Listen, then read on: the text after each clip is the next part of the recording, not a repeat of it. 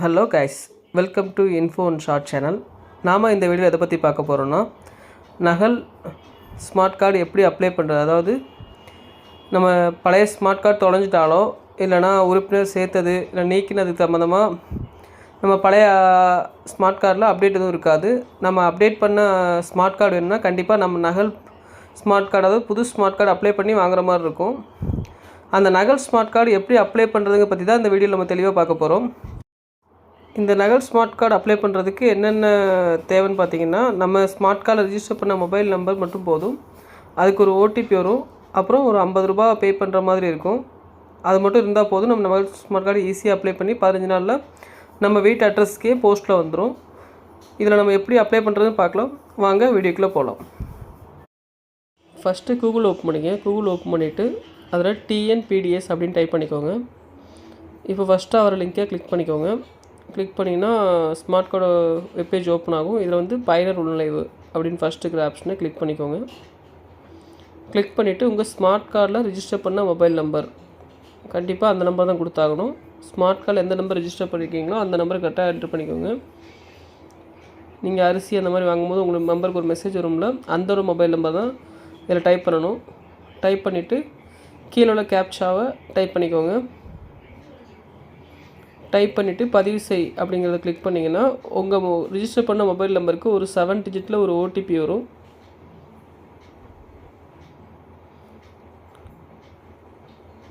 அந்த ஓடிபியை அந்த ஒரு முறை கடவுச்சொல்லுங்கிற பாக்ஸில் டைப் பண்ணிக்கோங்க. ஓடிபி பார்த்திங்கன்னா கண்டிப்பாக 7 டிஜிட் இருக்கும். மொபைல் நம்பர் கண்டிப்பாக ரிஜிஸ்டர் நம்பர் தான் கொடுக்கணும், வேறு எந்த நம்பருமே கொடுக்கக்கூடாது.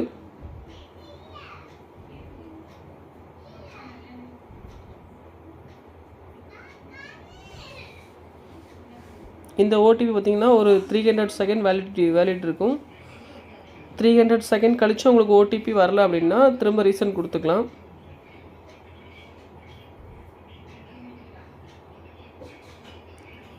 ஓடிபி என்ட்ரு பண்ணுங்கள். என்ட்ரு பண்ணிட்டு பதிவு செய் அப்படிங்கிறத கொடுத்துக்கோங்க.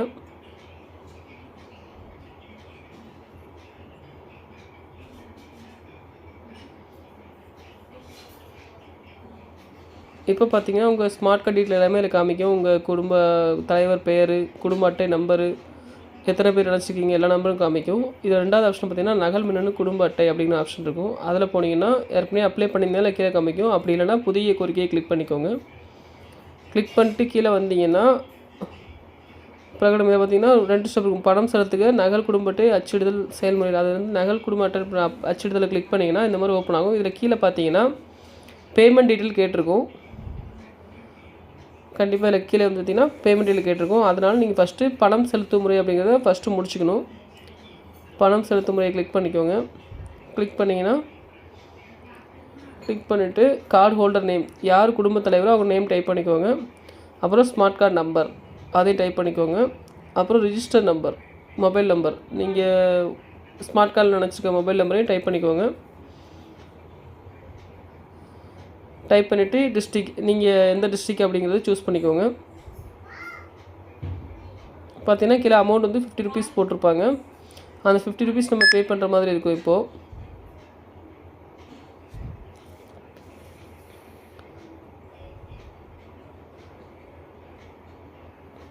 இந்த ரிமார்க்ஸில் டூப்ளிகேட் கார்டு அப்ளைன்னு போட்டுக்கோங்க.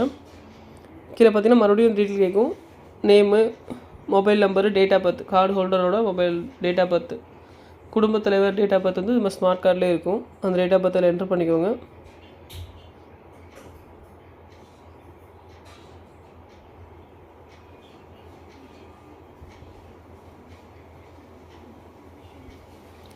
அப்புறம் ரிஜிஸ்டர் மொபைல் நம்பர் கொடுத்துக்கோங்க. கொடுத்து ஐ ஹேவ் அந்த செக் பாக்ஸை கிளிக் பண்ணிக்கோங்க. அதுக்கப்புறம் கேப்சா டைப் பண்ணிக்கோங்க. சைடில் உள்ள கேப்சா டைப் பண்ணிவிட்டு நெக்ஸ்ட் கொடுத்துருங்க. நெக்ஸ்ட் கொடுத்தீங்கன்னா ஆன்லைன் பேமெண்ட் டீட்டெயில் எல்லாமே கேட்கும். ₹50 அப்படின்னு கொடுத்தவரு நெக்ஸ்ட் கொடுத்துருங்க. இதில் வந்து பேமெண்ட் ஆப்ஷன் நிறையா இருக்கும். இப்போ நான் அதில் வந்து யூபிஐ சூஸ் பண்ணிக்கிறேன். இதில் வந்து மற்ற கார்டு ஆப்ஷன்லாம் கொடுத்தா அது வந்து எக்ஸ்ட்ரா பேமெண்ட் போகும். அதனால் நம்ம யூபிஐ மூலமாக செலக்ட் பண்ணோம்னா கரெக்டாக ₹50னா ₹50 தான் போகும். இதில் வந்து பார்த்திங்கன்னா யூபிஐயில் கியூஆர் கோடு இருக்குது. நான் கியூஆர் கோடை செலக்ட் பண்ணிக்கிறேன். கியூஆர் கோடை செலக்ட் பண்ணிவிட்டு நம்ம கியூஆர் கோடை நம்ம மொபைலில் ஏதாவது கூகுள் பே, ஃபோன்பே, பேடிஎம் அந்த மாதிரி ஆப் ஓப்பன் பண்ணி இந்த கியூஆர் கோடை ஸ்கேன் பண்ணிக்கலாம். ஸ்கேன் பண்ணிங்கன்னா அதில் 50 ருபீஸ்னு காமிக்கும், அதிலே பே பண்ணிடலாம். நம்ம அதில் பே பண்ண அப்புறம் இதில் வந்து பேமெண்ட் சக்ஸஸ்ஃபுல் அப்படின்னு வரும். இதில் அப்ளை பண்ணுறதுல உங்களுக்கு எதுவும் டவுட் இருந்துச்சுன்னா நம்ம கமெண்டில் கேளுங்க, நான் வந்து உங்களுக்கு கிளியர் பண்ணுறேன். கண்டிப்பாக அந்த மாதிரி யூஸ்ஃபுல் வீடியோ போகிற நம்ம சேனலை மறக்காமல் சப்ஸ்கிரைப் பண்ணி வச்சுக்கோங்க. அப்போ தான் நம்ம போடுற எல்லா வீடியோஸும் உங்களுக்கு கண்டிப்பாக வந்திருக்கும். இந்த வீடியோ கண்டிப்பாக மற்றவங்களுக்கும் ஷேர் பண்ணுங்கள், அப்போ தான் எல்லாருக்குமே இது யூஸ்ஃபுல்லாக இருக்கும்.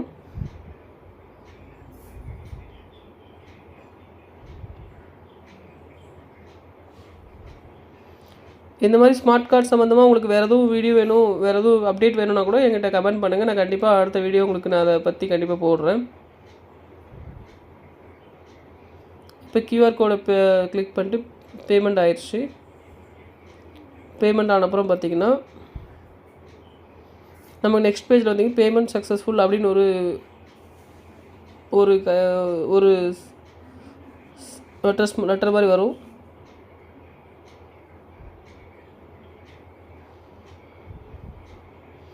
அது வந்த அப்புறம் பார்த்திங்கன்னா ஒரு ரிசிப்ட் வரும். நமக்கு வந்து ரெஃபரன்ஸ் நம்பர்லாம் போட்டு ஒரு ரிசிப்ட் மாதிரி வரும். இந்த மேலே பார்த்திங்கன்னா இந்த மாதிரி ரெஃபரன்ஸ் நம்பர். இந்த ரெஃபரன்ஸ் நம்பரை நோட் பண்ணி வச்சுக்கோங்க. நம்ம வந்து நகல் அப்ளை பண்ணும்போது இந்த ரெஃபரன்ஸ் நம்பர் கண்டிப்பாக கேட்கும். அதனால் இந்த ரெஃபரன்ஸ் நம்பரை மறக்காமல் நோட் பண்ணி வச்சுக்கோங்க. இந்த ரெஃபரன்ஸ் நம்பர் நம்ம பில்லையும் கண்டிப்பாக வரும். கடைசியாக பிரிண்ட் ரிசிப்ட் கொடுக்கும்போது பில்லை கண்டிப்பாக வரும். அதனால் நீங்கள் கண்டிப்பாக இந்த நம்பர் நோட் பண்ணி வச்சுக்கோங்க. கடைசியாக பிரிண்ட்டையும் ரிசிப்டையும் கண்டிப்பாக பிரிண்ட் எடுத்து வச்சுக்கோங்க. ஏன்னா அப்லோட் பண்ணுற மாதிரி இருக்கும். பிரிண்ட் எடுத்து சேவ் பண்ணி வச்சுக்கோங்க உங்கள் லேப்டாப் இல்லை மொபைலில். திரும்ப அப்லோட் பண்ணுற மாதிரி இருக்கும் லாஸ்ட்டாக.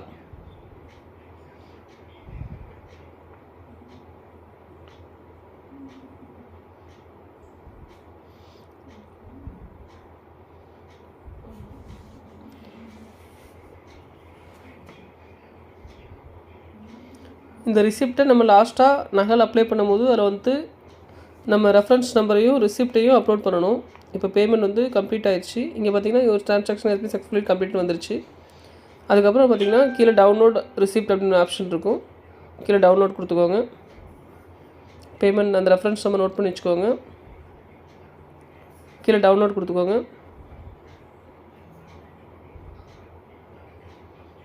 டவுன்லோட் கொடுத்திங்கன்னா ஒரு PDF வரும்.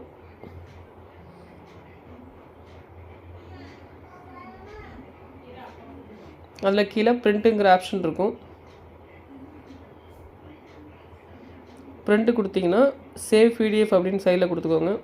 பிரிண்ட் கொடுத்து சைடில் டெஸ்டினேஷனில் சேவ் PDF அப்படின்னு கொடுத்துட்டு கீழே பிரிண்ட் கொடுத்தீங்கன்னா PDFாக சேவ் ஆயிரும் உங்கள் சிஸ்டமில். இப்போ சேவ் ஆயிடுச்சு ஃபைல் வந்து. ஃபைலுக்கு ஒரு நேம் கொடுத்து சேவ் பண்ணிடுங்க.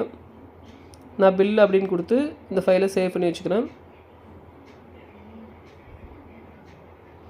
இப்போ நம்ம பேமெண்ட் ப்ராசஸ் முடிஞ்சது. நம்ம முதர்ந்து வரலாம். ஃபஸ்ட்டு இதை ஓப்பன் பண்ணிங்கன்னா நகல் குடும்ப அட்டை அச்சிடுதல் செயல்முறை வந்துடும். இதை கிளிக் பண்ணிக்கோங்க. இதில் கிளிக் பண்ணிவிட்டு உங்கள் டீட்டெயில் எல்லாமே கரெக்டாக செக் பண்ணிக்கோங்க. கீழே வந்து பார்த்திங்கன்னா மறுபதிப்பு கோரிக்கை வகை எதுக்காக திரும்ப அப்ளை பண்ணுறீங்க. கார்டு தொலைஞ்சிட்டுனா தொலைந்ததுன்னு கொடுத்துருங்க. இல்லை அட்டையில் எதுவும் பேர் சேர்த்துருக்கீங்க அப்படி எதுவும் கொடுத்தீங்கன்னா அட்டை பிறழ்வுகள்னு கொடுத்துக்கோங்க. கார்டு தொலைஞ்சிட்டுனா தொலைஞ்சிச்சுன்னு ஒரு ஆப்ஷன் இருக்கும். அது வந்து கார்டு தொலைஞ்சுன்னு கொடுத்துக்கோங்க.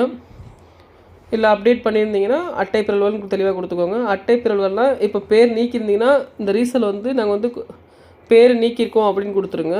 இல்லை பேர் சேர்த்துருக்கீங்கன்னா அட்டையில் வந்து பேர் சேர்த்துருக்கோம் அப்படின்னு கொடுத்துக்கோங்க. இல்லை அப்படின்னா கூட நாங்கள் அப்டேட் பண்ணியிருக்கோம் கார்டை அதனால் அப்படிங்கிற மாதிரி ரீசனும் கொடுத்துக்கோங்க. இல்லை மறுபதிப்பு கோரிக்கையில் அட்டை தொலைஞ்சிச்சுன்னு கொடுத்திங்கன்னா ரீசனை வந்து நாங்கள் வந்து கார்டை மிஸ் பண்ணிட்டோம் அதனால் திரும்ப ரீஅப்ளை பண்ணுறோம் அப்படின்னு ரீசனை இதில் என்ட்ரு பண்ணிக்கோங்க. கரெக்டான ரீசனை அதில் வந்து நீங்கள் தமிழில் கூட என்ட்ரு பண்ணிக்கலாம், இங்கிலீஷில் கூட என்ட்ரு பண்ணிக்கலாம். அது எப்படின்னா நீங்கள் என்ட்ரு பண்ணிக்கலாம், அது ப்ராப்ளம் கிடையாது.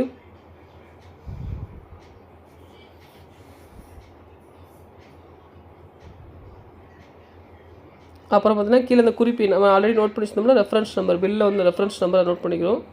அந்த ரெஃபரன்ஸ் நம்பர் என்ட்ரு பண்ணிக்கிறோம். இன்றைக்கி பேமெண்ட் பண்ண டேட் அதையும் போட்டுக்கிறோம். இதில் வந்து ஸ்க்ரீன்ஷாட்னு கேட்டிருப்பாங்க. அதில் வந்து நம்ம ஆல்ரெடி சேவ் பண்ணி PDF சேவ் பண்ணி வச்சோம்ல நம்ம பில் பே பண்ணதை அந்த பில்லை இதில் வந்து அப்லோட் பண்ணணும். அப்லோட் கொடுத்து பதிவேற்றுக்குன்னு கொடுத்துக்கோங்க.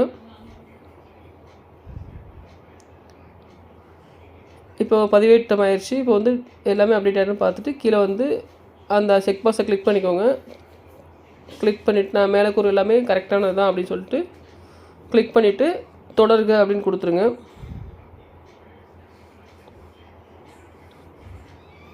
இதில் நம்ம டீட்டெயில் எல்லாமே கரெக்டாக இருக்கணும் செக் பண்ணிக்கோங்க. ஏன்னா திரும்ப நம்ம மேக்ஸிமம் இதில் எதுவுமே நம்ம டீட்டெயில் வந்து எடிட் பண்ணுற மாதிரி இருக்காது.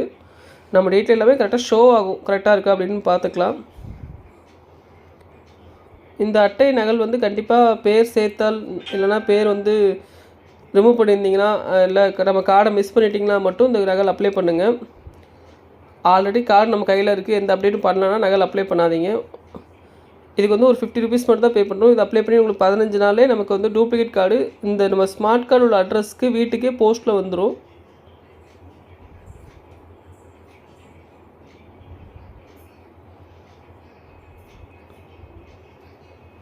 அதனால் இந்த ஸ்மார்ட் கார்டு இந்த நகல் வந்து உங்களோட புது கார்டு, அதாவது நீங்கள் ஒரிஜினல் கார்டு எப்படி இருந்துச்சோ அதே மாதிரி தான் இருக்கும். எந்த டிஃப்ரெண்ட்டுமே இருக்காது.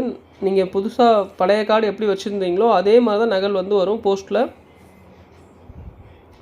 15 நாளைக்குள்ளே போஸ்ட்லேயே உங்களுக்கு வீட்டுக்கு வந்துடும். இதை வந்து நீங்கள் வீட்லேயே உங்கள் மொபைல்லேயே மூலமாக பண்ணலாம். பேமெண்ட் எல்லாமே நீங்கள் மொபைல்லே எல்லாமே அப்லோட் பண்ணி நீங்களே வீட்டிலேருந்தே பண்ணிக்கலாம்.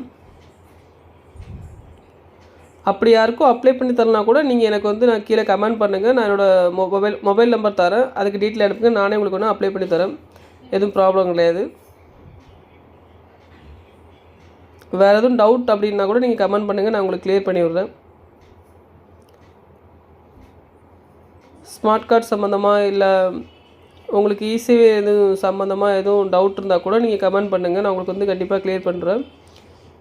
தொடர்கன் கொடுத்தப்பறம் பார்த்திங்கன்னா குறிப்பெண் ஒன்று வரும். இந்த குறிப்பை வந்து மறக்காமல் நோட் பண்ணி வச்சுக்கோங்க. இந்த குறிப்பெண் வச்சு தான் நம்ம அப்ளை பண்ண அப்ளிகேஷன் என்ன ஸ்டேட்டஸ் இருக்குன்னு செக் பண்ண முடியும். அவ்வளோதான், இந்த ப்ராசஸ் முடிஞ்சுது. இது வெற்றிகரமாக சமர்ப்பிக்கப்பட்டு வந்துருச்சுல, அவ்வளோதான். நம்ம அப்ளை பண்ணி நம்ம கிளியராக அப்ளை பண்ணி முடிச்சாச்சு. இந்த வீடியோ பிடிச்சிருந்தா ஒரு லைக் பண்ணுங்கள். உங்களுக்கு எதுவும் டவுட்னா கமெண்ட் பண்ணுங்கள். மற்றவங்களுக்கு ஷேர் பண்ணுங்கள். தேங்க்ஸ் ஃபார் வாட்சிங். அடுத்த